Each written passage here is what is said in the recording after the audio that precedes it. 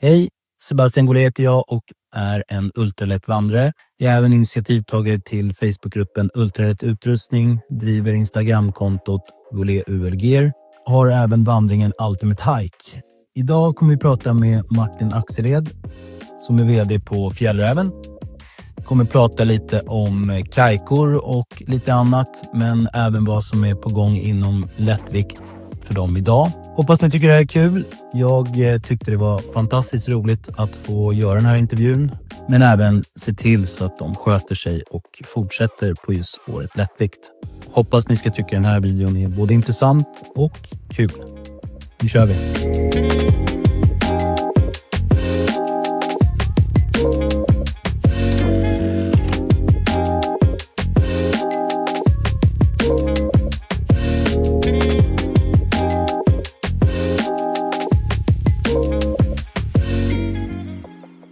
Så Martin, kul att se dig igen.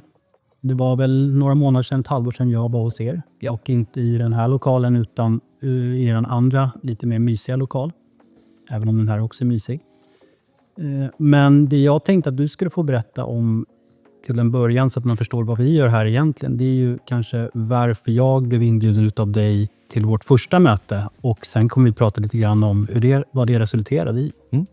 Så jag lämnar historien till dig nu. Absolut. Nej, men först och främst då välkommen.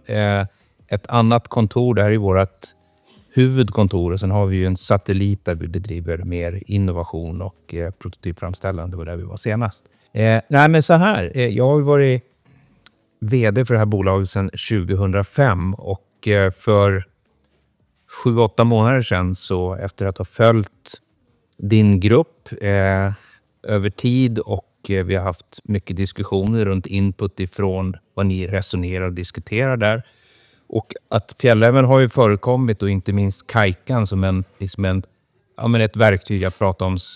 Så här ska man ju inte göra. Eller det här är ju ett bevis på hur man gör riktigt tunga saker. Till att faktiskt det blev en bojkott. Och för mig då som huvudansvarig både för verksamheten men också emotionellt väldigt kopplad till det här bolaget, så kände jag så här att det här har jag inte varit med om förut. Nu måste jag ringa Sebastian och fråga bakgrunden och drivkraften till att man helt enkelt går ut med en bojkott. Och det var rätt tydligt. Vi gjorde ju det som fick bägarna att rinna över. Det var att vi lät en konsument helt enkelt på eget bevåg utrusta sig och packade ju en jättekajka, inte bara en normalstor kajka utan en jättekajka, och skulle gå tror jag 8 dagar i norsk. 5 dagar till och med, inte ens 8 dagar utan 5 dagar, ganska kort sträcka, men en enorm ryggsäck och han strävar iväg. Han hade ju en 100 liters kajka, men jag måste flika in, det var ju väldigt tydligt att det var en Fjällräven, Fjällräven sponsring i det här med filmningen. Det är ju inte han som har gjort det med kameran, så det måste ju vara och Fjällräven släppte den videon också på sin egen plattform. Så det var ju inte en random person med bara Fjällräven-utrustning, utan det var en Fjällräven-reklamfilm med dem. Det kan vi absolut säga att det var en film som vi släppte i våra sociala medier. Sen var det ju inte en person som vi vägledde i hur han skulle göra, utan han gjorde sina egna val. Så att det var skillnaden. Men den kom fram väldigt olämpligt skulle jag säga, för det är helt omöjligt att förstå från sidan. Och det du svarade på när jag ringde upp dig, vilket jag tyckte var väldigt bra, det var så här att Fjällräven är en institution som har ett stort ansvar i vad vi ger uttryck för, hur vi kommunicerar. Det vi kommunicerar är det väldigt många som följer. Och vi bedriver en form av utbildning i att dels arrangera event i form av Fjällräven Classics runt om i världen, men också kommunicera ganska mycket om hur vi anser att man ska både utrusta sig och bete sig i olika friluftssammanhang. Och det är klart, då har vi en enorm effekt. Och den fick ju ganska stor, alltså för min del. Jag tror vi båda kan vara överens om att vi brinner för att vandra och att hjälpa människor att komma ut. Ja. Där tror jag man kanske ser på lite olika sätt, men ändå mycket lika på vissa delar. Men just den videon, om vi ska ta den, där blev det lite mycket att det kom från Fjällräven, en helt dressad Fjällräven-person med allt i Fjällräven, med en 100 liters kajka för att gå 5 dagar. Och jag tror vi pratade väl en halvtimme kanske. Ja, och det var ett bra samtal. Jag tycker det var ett konstruktivt samtal. Tydligt. Och jag kände att men det här är ju någonting som vi ska ta vidare. Vi måste ta och diskutera lite grann hur vi tänker.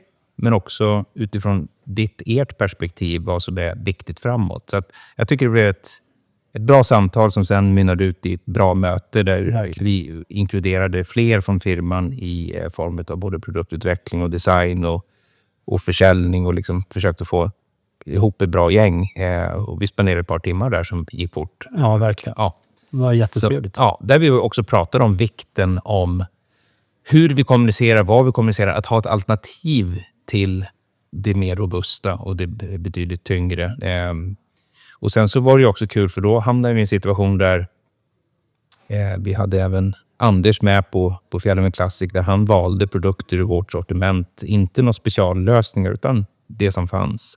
Och kombinera ett radikalt bara av att välja, om vi uttrycker oss, rätt saker med era ögon. Eller med konsumentens ögon. Konsumentens ögon. Så att vi har kommit en bit på väg.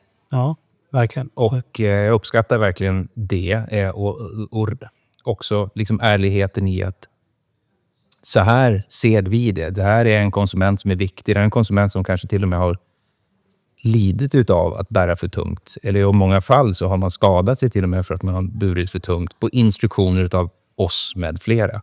Så att det där är ju viktigt för oss att hantera. Man ska kunna sälja vad man vill, det spelar ingen roll. Men där någonstans känner jag att det finns ett ansvar från kanske Fjällräven som är så pass stora och som du säger en institution. Att man vill ju gärna vara den bilden som ni kommunicerar. Och då blir det ju att den här människan har en 100 liters kajka för att göra 5 dagar i fjällen. Jag själv kör en 28 liters för en vecka i Sarek. Så att bara för att man har någon liksom, vad måste man ha? Men det är ju som sagt olika. Men jag tror att då blir det någonstans en normalisering utav att det här är normalt. Och det tror jag är negativt. Sen så tror jag inte att det handlar om typen av utrustning utan just att kommunikation är ju så pass starkt och kopplat och skapar så mycket drivkraft hos Skandia. Ja, och jag skulle säga att det är ju kommunikation som faktiskt är i många lägen genom att vi har tagit på oss ansvaret också att inspirera och få så många som möjligt att uppleva som det vi har fångat och det vi faktiskt får uppleva. Vi hjälper ju människor att ta sig ut i den miljön och uppleva det. Och då är det ju ett utbildande, inte bara en kommunikation. Det är ju en utbildning som vi bedriver i många kanaler. Så att blir den fel så är det klart att det har ju på riktigt allvarliga konsekvenser. Så jag tycker det är bara en ögonöppnare. Även om vi inte kommer ifrån att vi har kommunicerat medvetet tungt, välj tungt. Så har det ju blivit i förhållande till vad som finns på marknaden. Så har det blivit en tung bild, om vi uttrycker oss så. Sen går det att välja andra saker, men det är kommunikation som är utbildning som vi måste ta stort ansvar för. Ja, lite så. Men sen, för det jag tänkte prata om också, det är ju att jag hade några punkter till vårt möte. Och det tänkte jag lite ta upp vad som har hänt sen vi sågs. För det är ganska intressant. Det stora för min del, det var ju inte att vi skulle sluta sälja kajkor. Utan det var kanske att, som vi pratade om, att förmedla en bild utav att det måste inte, alltså stor volym kommunicerar mycket utrustning. Det är egentligen det säger. Där min förhoppning var att man kunde kanske kommunicera en mer slimmad bild utav vandraren som är ute. Och jag har ju tittat på er reklam, allt som ni har släppt. Och jag måste säga att det, nu vet inte om det har förändrats på grund av det, men jag har inte sett några 100 liters kajker på en 3-5 dagars tur. Om vi säger så här, det är en väldigt tydlig instruktion att det gör vi inte mer. Det är jättekul att höra. Bara så du vet att det är en stark påverkan. Sen så har ju vi i pipeline haft utvecklingar på väg och utvecklingar på gång på produktsidan och långt ifrån allt har ju kommunicerats. Men det är mycket intressant på väg och ett sånt här möte och en sån här diskussion gör ju att jag kan ju prioritera att elda på vissa delar lite mer, vilket vi har gjort. Så att det är också en konsekvens av möte och diskussion. Vi kommer ju ifrån en historia där lättvikt har alltid varit centralt. Det var ju liksom Åke Nordins grundpelare. Funktion och att det ska liksom vara slitstarkt men också att det ska vara lätt. Så lätta material på beprövade konstruktioner. Det var ju hans motto för att man skulle ha det lite lättare att gå i fjällvärlden. Då var det ju oerhört tungt. Det han kom med, det var ju aluminiumram och det var lätta tält. Men vi har ett exempel stående här. Lätta sovsäckar, lätt utrustning. Så att till och med produkterna hette ju lätt. Ram lätt. Och det var mycket sånt som genomsyrade hans egentliga genomslag i friluftsbranschen. Att det fanns ett lättare alternativ. Och det är lite intressant att du tar upp det. För jag minns ju jag anklagade dig lite grann för att ha förstört fjällräven och blivit tungt när vi satt och pratade. Absolut. Vi får nog ta på med det. Ja. För Åke var ju någon, och det här vet säkert de flesta om, men kanske inte alla. Men Åkes ryggsäckar då för 20 dryga år sedan. De var ju långt lättare än vad fjällrävens ryggsäckar är idag. Ja. Och ändå, om man tittar på de ramryggsäckarna då, nu är vi extrema, men de är ju konkret lätta ryggsäckar. Även om du jämför med dagens ryggsäckar så låg de ganska lågt i vikt. Och sen så hände det ju någonting och så gick man åt andra hållet. Och det tänkte jag se hur du tänker kring. Och jag förstår att det har med delvis att man tänker att det ska hålla länge. Nu vet jag inte hur det var tidigare, men hur tänker du kring det? Eller vad var din tanke när du tog över i din roll? Från att ha varit lätt som ni hade och som Åkes drivkraft till att kanske gå lite ifrån det och bli någonting annat. Mm. Nej, men om man följer historien som börjar 1960 och så tar vi det ända fram till 2005 så var det ju en era initialt 60-70-tal där det var väldigt stort fokus på, som jag sa, jag menar, det är ju bara att titta så här, kvalitet, funktion, pris, styrka, vikt. Det var grundplattformen. Det här är en katalog från 71. Och där man var väldigt fokuserad på hårdvara, det vill säga ryggsäckar, sovsäckar, tält, få ner vikten, att jobba liksom fram lösningar för det. Sen har ju fjällräven passerat igenom ett antal olika stadier där det var en period som var mer livsstilsorienterat. Det här fanns alltid med som en form av grundidé, men den var inte helt liksom förankrad då med produkten, utan det gled lite grann där. Vilket så funkar det. Så funkar ju produktutvecklingen. Det kan inte bli perfekt allting. Så är. Men som svar då på det här att men du, vad gjorde du egentligen? Vad hittade du på egentligen? Ja, men jag sa så här vid tillfället. I ett givet tillfälle så jag så här. Och det var under en period när jag själv var väldigt lättvikt och jag höll på med vi hade ju det som heter Fjällräven Extrem Marathon. Det var alltså bergsmaraton och supertälten kom som vägde 800 gram för 2 gjorda i liksom i det senaste. Det var tältpinnar. Det var liksom då folk låg där i och de hade ingen nattsömn och jag jämförde med det som vi använde som stod pall för vinden och de sov i sina de här kokongerna. Det funkar liksom inte. Att konkurrera nu, nu pratar vi 20 år tillbaka i tiden. Att konkurrera i det läget 25 år med att vara lättast att gå den vägen. Det var inte ett alternativ för oss då, utan vad som var viktigt för oss då, det var att verkligen ta tillbaka positionen som ett trovärdigt friluftsföretag. För vi hade haft lite skakningar på det.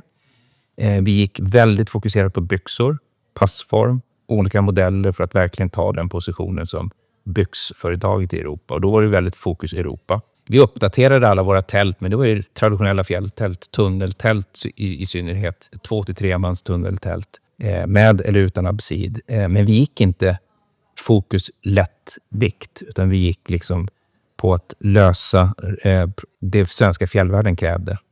Så att det var liksom på hårdvarusidan. Tittar vi på textila sidan så sa jag så här. Det som är absolut viktigast nu, det är att förhålla oss till att vi har funktionella produkter som håller väldigt länge och som är tidlösa. Så jag är ansvarig för att jag monterade bort i den här. För här är det väldigt tydligt att vikt är ju en av vad jag ser 5 grundpelare. Absolut. Men den gick man lite bort ifrån. Den tog jag bort och sa att vi kan inte sträva efter att nå lägsta vikt. Utan det är viktigare nu att du gör produkter som faktiskt är ytterst funktionella för ändamålet. Är väldigt, väldigt hållbara och är tidlösa. Det var för mig, och det är jag helt ansvarig för. Jag kan ju höra mina ord fortfarande hur jag liksom sa så att det släppte där nu. För vi kommer inte kunna konkurrera med det lättaste på marknaden. För då kommer ju några av de amerikanska väldigt starkt med superlätt. Och man pratade liksom, det var gramskillnader emellan, men man låg ohyggligt lätt på dun. Man låg ohyggligt lätt på vissa produkter, sovsäckar och tält. Ja. Och det förstår jag, men nu pratar du mycket om det lättaste. Vi pratar ju någonstans om lättare. För idag ligger ju fjällräven på många produkter ganska högt i vikt. Men jag tror inte att fjällräven ens förväntas att kunna bli lättast. Men kanske att man hittar en vikt som är, som du säger, jag vet att fjällräven är bara hållbara med sitt G1000-material och det ska vara robust. Men jag tror att ni skulle kunna bibehålla en väldigt bra robusthet, men att ge kunden en bättre upplevelse genom en lättare vikt. Och det tänkte jag fråga dig om hur du ser på det framöver. Vad ser ni i framtiden att ni skulle kunna göra för att möjliggöra en lägre vikt för både äldre som har ganska stora problem att vandra på grund av vikten, på grund av leder och annat, men även folk som vill gå längre sträckor och inte behöver bära 20 kilo i ryggsäcken. Ja, men dels så är det en hel industri som har förändrats ganska snabbt. Om vi tar 5 år så har det kommit väldigt mycket alternativa varumärken och produkter ut i marknaden som gör att en ryggsäck som krävde en större volym för bara några år sedan kan ju faktiskt vara betydligt mindre om jag bortser från oss bara. Om du ska fylla en fjällrävenryggsäck med det som finns på marknaden idag så behövs det mindre volym. Maten är lättare, köken är mindre. Det har hänt mycket positivt på den sidan som givetvis också gör att vi utan att överhuvudtaget utveckla något så kan vi bara gå ner. Alltså man ser ju att mindre volymer säljer mera. Mindre ryggsäckar, även på Kajka, även om den finns ända upp till 100. Men för mig så var det inte en option att inte ha en 100 liters ryggsäck i sortimentet. Även om den inte sålde, den säljer fortfarande nästan ingenting. Men det var inte en option att inte ha, för jag anser att ska man vara fulländad så ska man kunna ha hela vägen upp. Och ganska långt ner. Nej, och det är också, för du är ju lättviktare själv. Absolut. Det vet jag om. Så du är väldigt lätt vad jag har fått veta av dig själv. Vad du har för vikter. Så där tänker jag att det är lite förvånande ändå att du själv är väldigt lätt. Du ser fördelarna med lättvikt, annars hade du inte varit lätt. Men att du tog bort vikt ifrån fjällrävens 5 pelare va?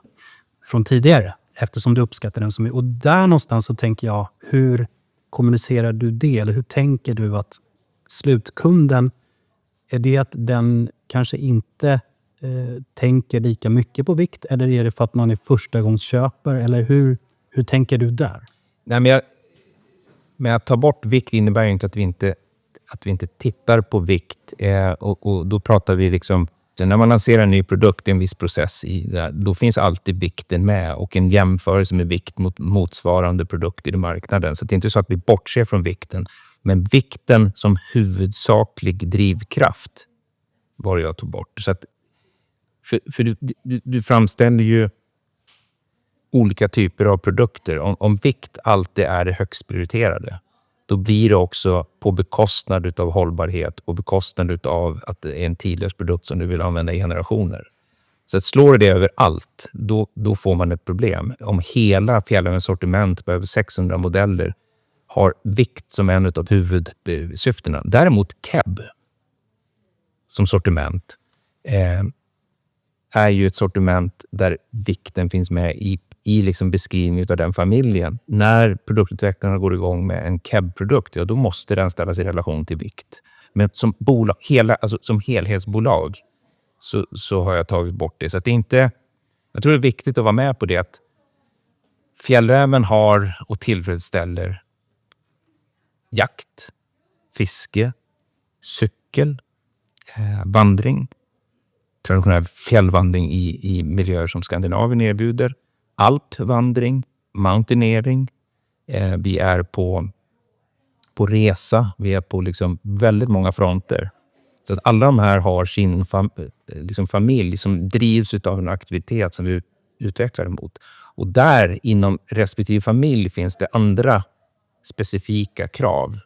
För det var ju också en till punkt, om vi ska ta det som vi pratade om förra gången och gå tillbaka till det, så var det ju, alltså för mig var det viktigast med liksom kommunikationen. För den kommer skapa vandrare som vill efterhärma den kommunikationen ni ger ut. Fjällräven är ett väldigt omtyckt märke.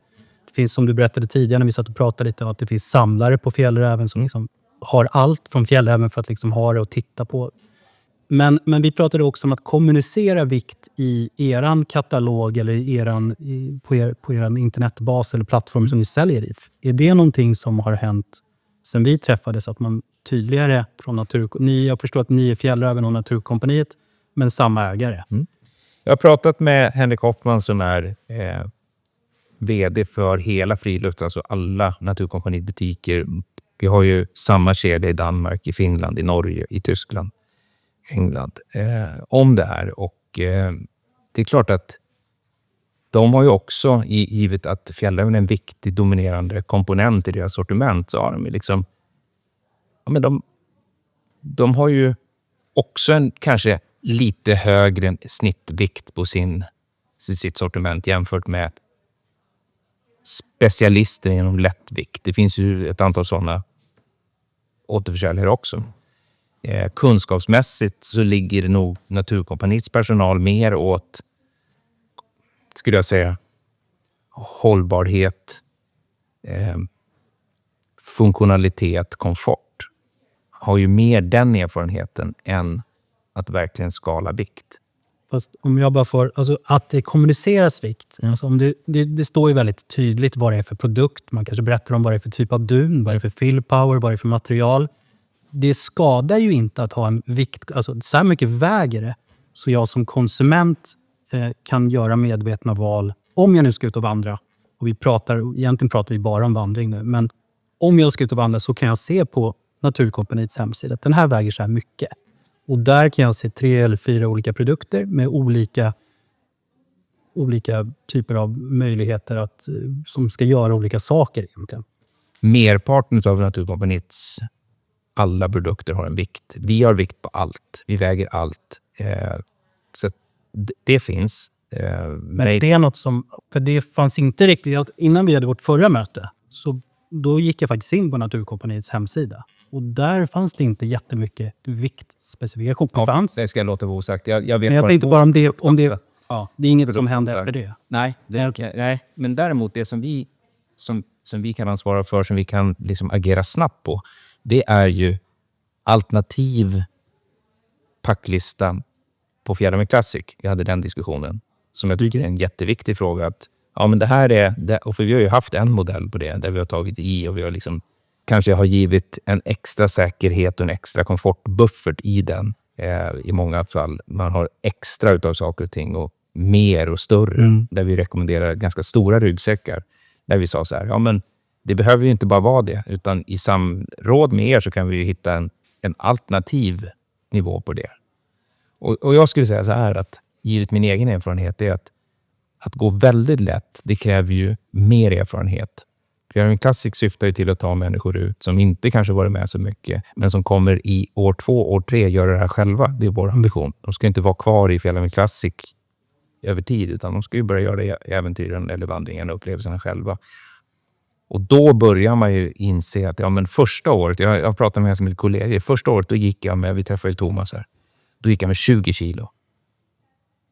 År 2, då är vi nere på 12 eller 15. Och nu går jag med 11, säger vi. För att man har lärt sig också. Och där kan vi spela en mycket större roll att guida tidigare för att slippa den upplevelsen. Så det köper jag helt in på. Och det har vi signat på att ja, men den typen av kommunikation ska vi addera. Och det har ju också med miljö att göra, det pratar vi också om. Att man slipper köpa det första och sen byta ut det till någonting lättare. Och liksom, jag har gjort den resan med just utbytesdelen, så jag känner igen det. Men det är ju på grund av det som jag startade gruppen bland annat. Att liksom kunna få den informationen som jag själv inte hade. Och som ny så blir det jobbigt om man köper det absolut tyngsta och inte klarar av det. Absolut. Så det går ju också in i miljötänket. Men för jag tänkte prata lite grann om hur ni ser på hållbarhet i hur länge någonting håller och kombinera det med lättvikt. Hur ser ni att man behöver absolut ha tjockare material som är tyngre för att det ska hålla, eller kan man hitta en balans där du har både hållbarhet och en lägre vikt. Jag vill vara tydlig med att vi inte pratar om det absolut lättaste nu, Nej, men utan en lägre vikt än vad det kanske är idag. fjällräven kommer inte att drivas mot att vi ska bli lättast, utan rätt vikt är mer viktigt för oss, att det liksom är en kombination av. Men den balansen är ju den som jag vill ha dialog med er om. Var är det någonstans? Hållbarhet, att saker och ting håller i evig tid, det är ju egentligen inte huvudsyftet. För det spelar ingen roll om sakerna håller och de hänger i en garderob. Nej. Utan idén med hela den här tanken runt att göra tidlös design, färgval som inte är säsongsbundna, att göra grejer som fungerar på riktigt över tid, inte bara någon nyck utan att det faktiskt funkar över tid. Material som inte blir gamla av att lagras eller över tid, och också inte framstår som om 3 år som ja, men det där var ju 2023. Ja. För vad händer då? Jo, följande. Då händer det att den produkten inte längre är intressant att använda. Huvudmålet, eller det övergripande målet för att minska påverkan på jorden, det vill säga avtrycket, det är att produkterna används. Inte köps och läggs undan, utan används. Det är liksom... Det är målet. Det är målet. För min egen personliga del så är det ju viktigt, och därför startade jag köp- och säljgruppen i Ultralätt. Jag vill ju inte få Ultralätt utrustning att bli en, här ska vi köpa en massa prylar och sen så ligger det i garderoben. Och lagar, exakt. Det resulterade i, om jag köper en produkt och har möjlighet att använda den och den går vidare till nästa person som kan köpa det begagnat. Begagnatmarknaden ser jag egentligen som det stora i hållbarhetsperspektivet inom friluftsliv. Hur ser ni på den delen? Att just i hållbarhetsaspekten, jag förstår att vi pratar om kemikalier, vi pratar om hur man producerar, var man producerar och det avtrycket som det ger. Men andrahandsmarknaden, hur tittar ni där? För jag vet ju att ni har lagning och annat, men jag tänkte att du ska få berätta om det.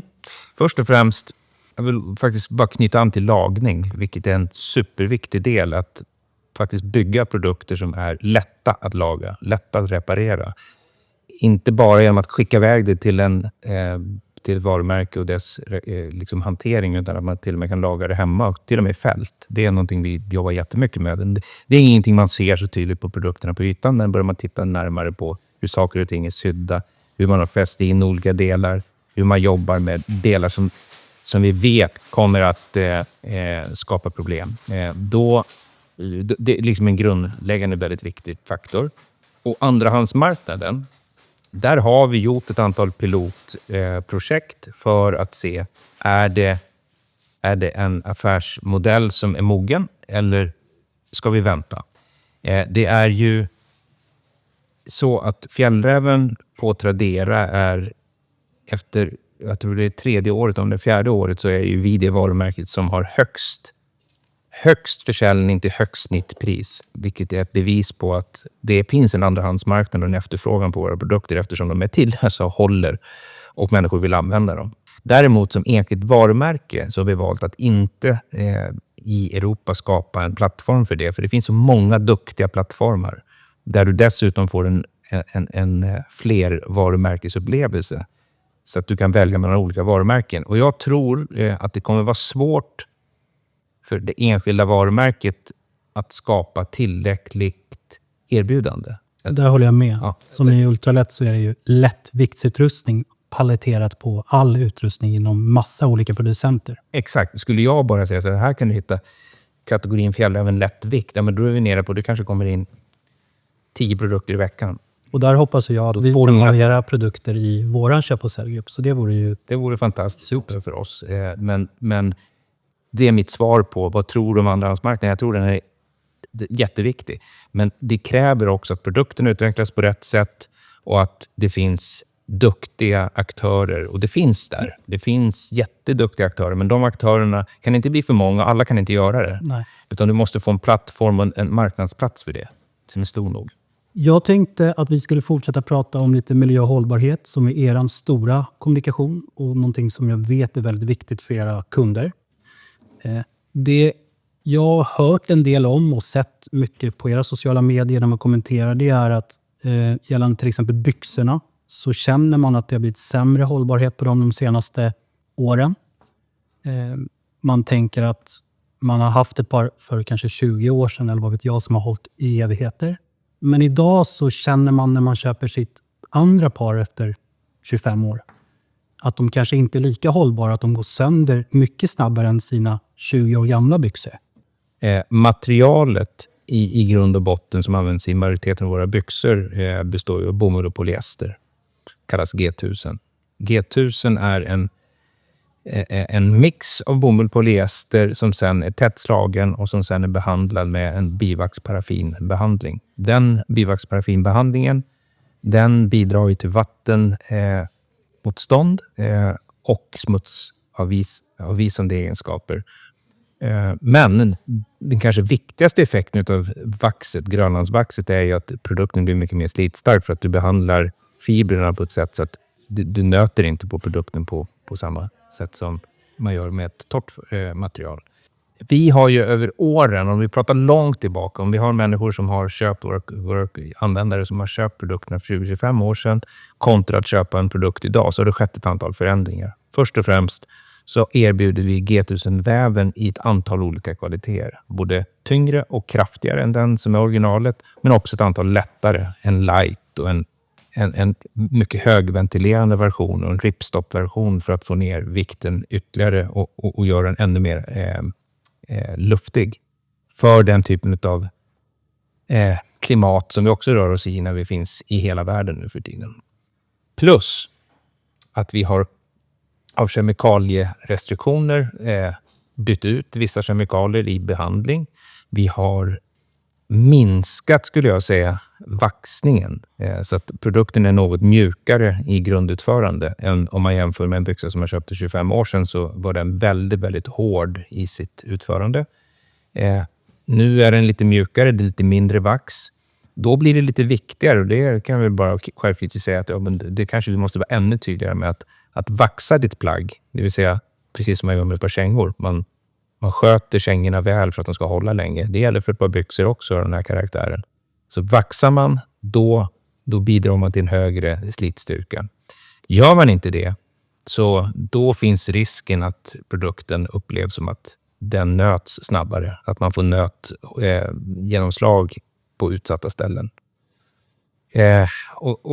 Och i kombination med att man har olika mängd vax i från början, plus att vi har tagit ett mycket strategiskt väl genomtänkt beslut att lämna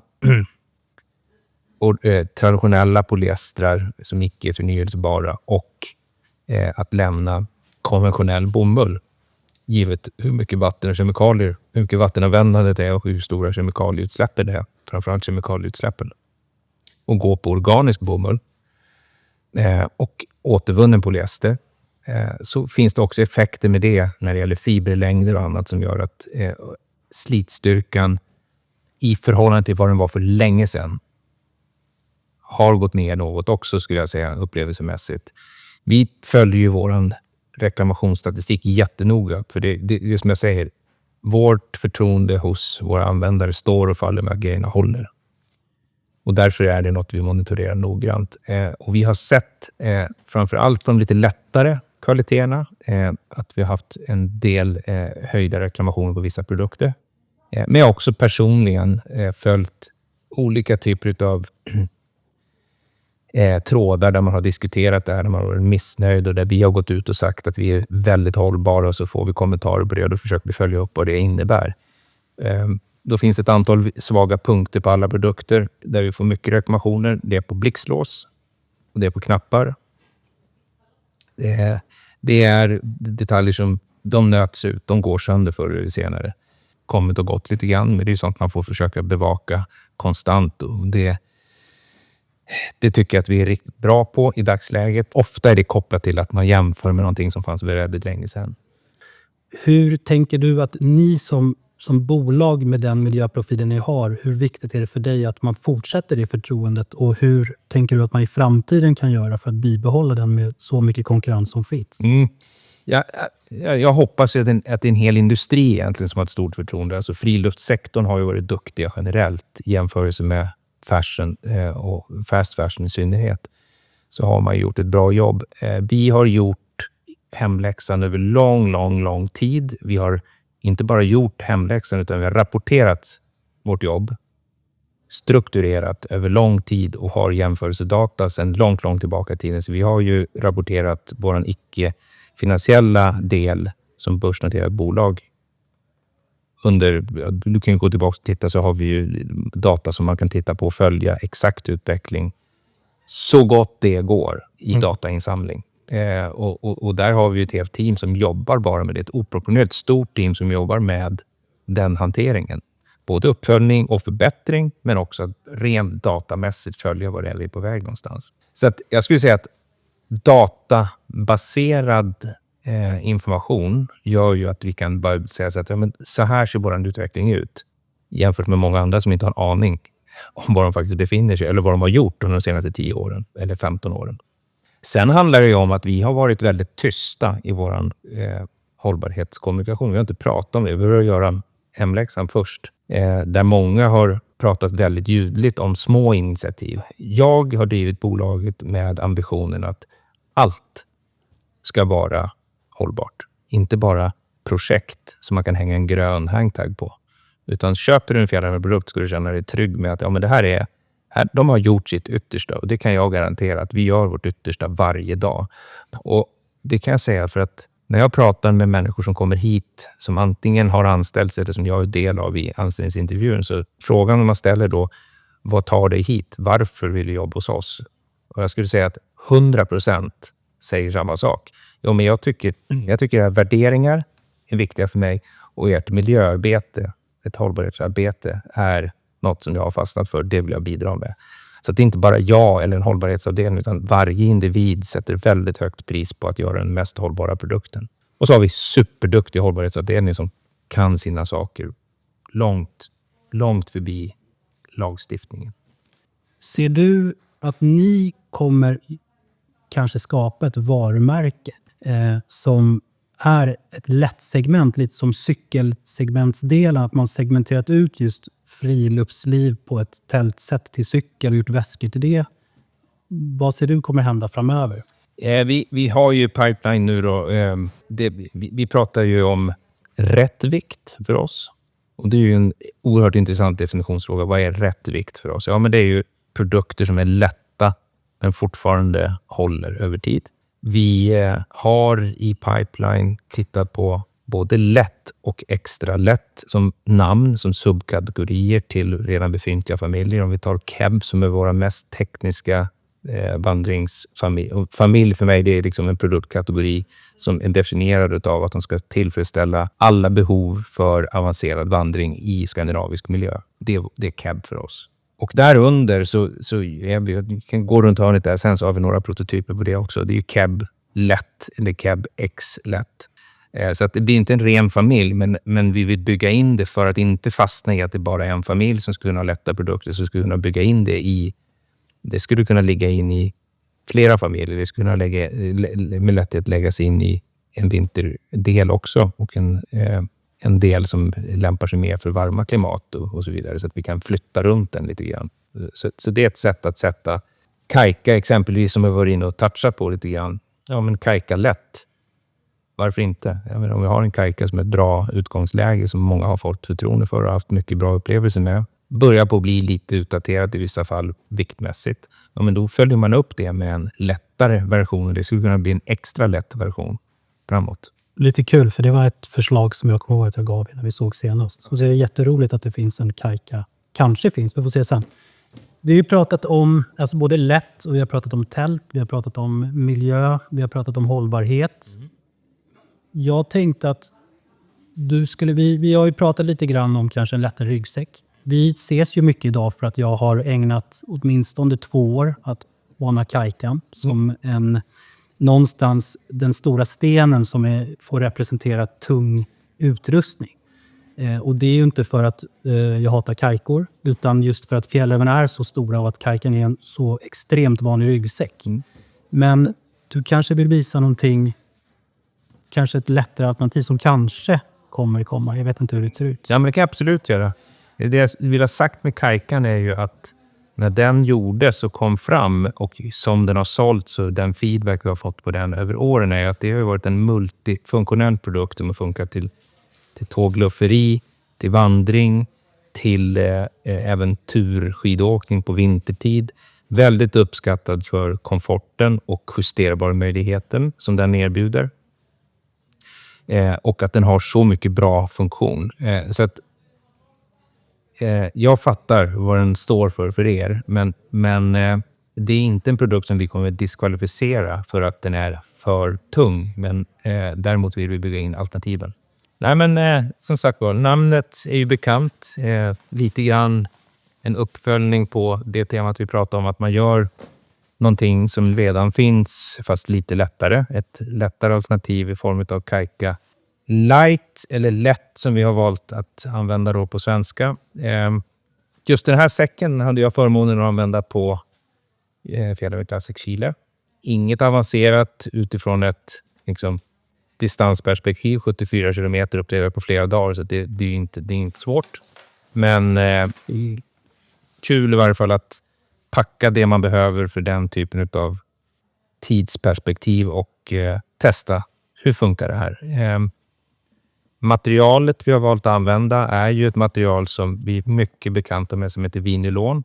Och det är ju inte utifrån ett ögonperspektiv vitt och high-tech.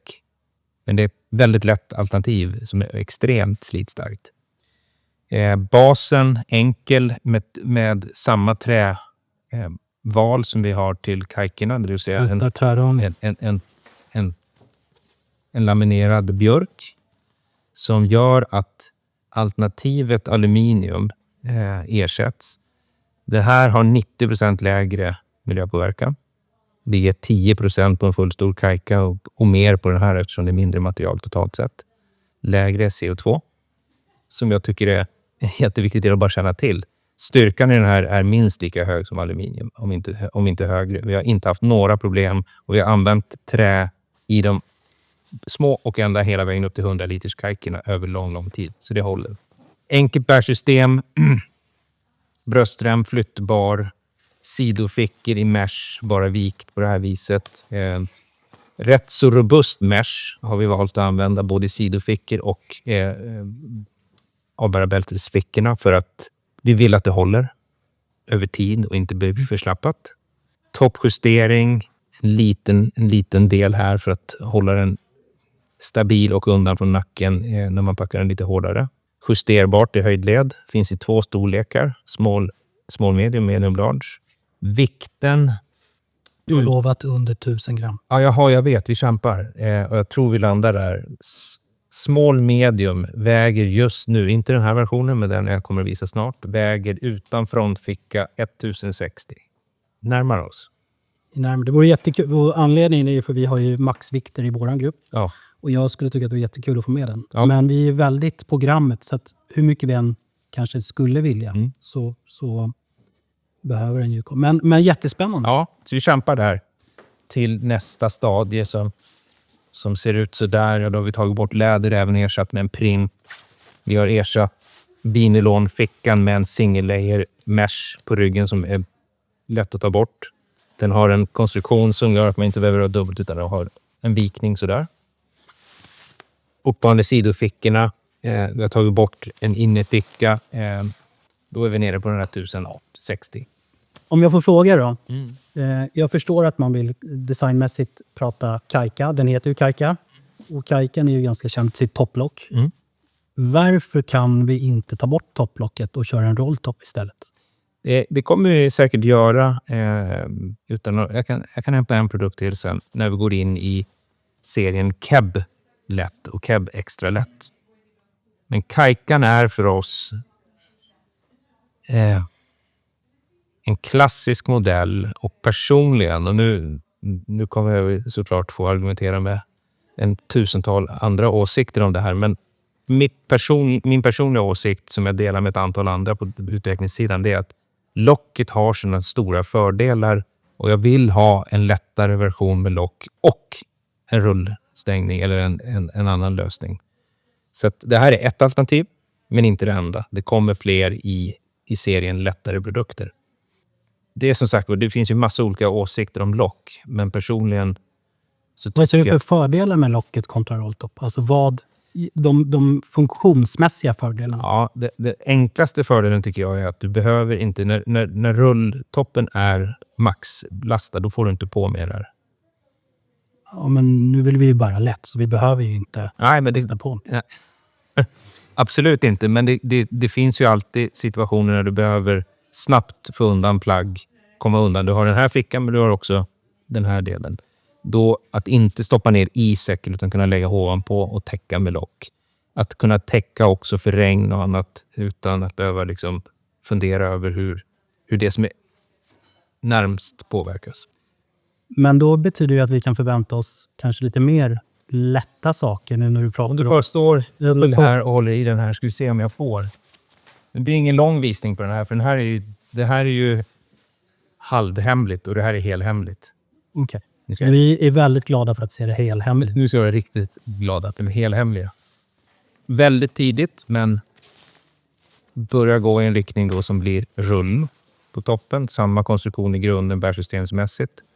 Men det här är första embryo på serien Keb lätt. Den här känns ju väldigt lätt, måste jag säga. Får jag fråga vad Jag har ingen vikt nu. Så, får du sett. Men då har vi väl pratat om både vikt, om fjällrävens kärna, om hållbarhet. Vi har pratat miljö. Är det någonting? Kvalitet. Är det någonting som... Och sen har vi fått titta på väldigt spännande nyheter som jag tror att många kommer uppskatta och se. För det låter ju verkligen som att i framtiden så kanske det finns en möjlighet för... Det kommer. Och det är vi jätteglada för. Det kommer, absolut. Nej, men det ska du ta med dig också. Att det är ju inspirerat av en push. Sen är det inte så att vi inte har... Vi har ju haft det med konceptuellt och sådär över tid. Men det kräver ju också att man får en liten spark i baken. Jag är glad över att jag har fått vara en liten spark i baken. Ja, en rejäl. Det är en bojkott så. Så det är jättekul att höra. Är det någonting du skulle vilja säga innan vi avslutar till de som tittar här på någonting från Fjällräven eller från dig? Gällande just lättvikt som någonstans är kärnan i den här videon. Ja, jag skulle säga så här att lättvikt är ju en del av våran historia och något som jag satte lite åt sidan men som ni har någonstans inspirerat oss till att prioritera igen. Jag kan gå i god för att det som kommer att komma ut kommer att vara en kombination av lättvikt men också hållbart. Det innebär att vi kommer inte landa i det lättaste men betydligt lättare. Och det är nog någonstans det jag ser att era kunder efterfrågar. Ja. Det är inte det lättaste. Där finns det redan duktiga människor som gör det redan. Ja. Och de kommer alltid vara i förkant och inspirera oss andra. Och det kommer bredda också tillgängligheten som jag sa förut på nya spännande material, alternativ. Både på hårdvara men också på textila material som vi kommer kunna dra nytta av. Sen har ju vi ett stort nätverk, men det nätverket kan ju alltid bli större så att jag tror vi ska diskutera lite grann också testmöjligheterna genom ert nätverk på. Ja, det ska vara jättekul att samarbeta med er också. Alltså jag skulle gärna vilja att vi fortsätter vår dialog som vi haft. Och det kan vara vad som helst. Ja, men det är viktigt så att vi inte... För jag tror också att vara i synk där, det ska inte bara vara klart när ni ser det nästa gång utan att man pratar om det på vägen. Så att jag skulle ju verkligen uppskatta, nu har ni sett lite grann var vi är på väg, men kan man i den här stora gruppen med så mycket erfarenhet även få lite input på saker. Sen, vi kan inte individualisera för mycket, men vi kan dra slutsatser utav mycket åsikter. Grymt. Stort tack Martin. Tack för mycket bra frågor. Härligt. Tack.